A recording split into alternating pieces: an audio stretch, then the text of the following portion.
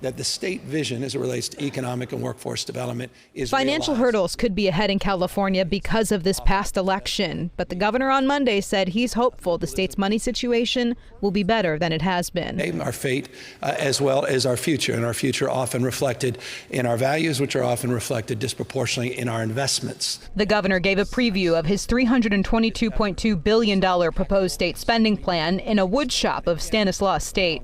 Workforce development programs are a small piece of his much larger money plan. Overall, on the state's financial future, the governor does not expect a budget shortfall for the upcoming year, but what he called a modest surplus without getting specific. Newsom said he does not expect to make any cuts to core programs and said no new taxes. But he says it all depends on Trump.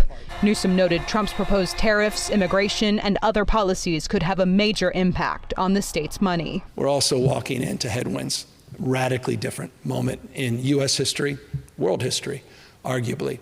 And as a consequence, we need to be prepared. Another outcome of the election that could have an impact on the budget is voters overwhelmingly passing Proposition 36. That's the measure that increases penalties for repeat thieves and fentanyl dealers. The governor and state legislature were major opponents of this measure.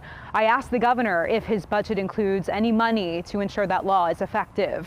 Voters made clear to you in the legislature that they wanted Proposition 36 to go into effect. I know you said over and over again there are no dollars attached to it, but there is an expectation that you in the legislature find a way to make sure that it can be effective. We are absolutely committed to implementing the terms that were established by the voters.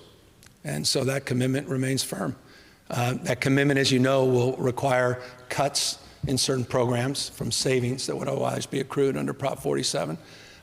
So that is reflected in the budget. And then as it relates to ongoing commitments related to other aspects of it, including the prospect of not shuttering some of the beds and units, as well as potentially not shuttering an additional prison, that also is reflected. The full details of the governor's entire spending plan will be released by his Department of Finance on Friday. In Turlock, Ashley Zavala, KCRA 3 News.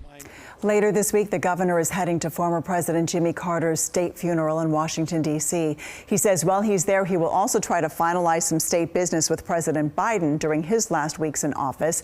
That includes recouping some of the billions of dollars in federal disaster relief that is still owed to California.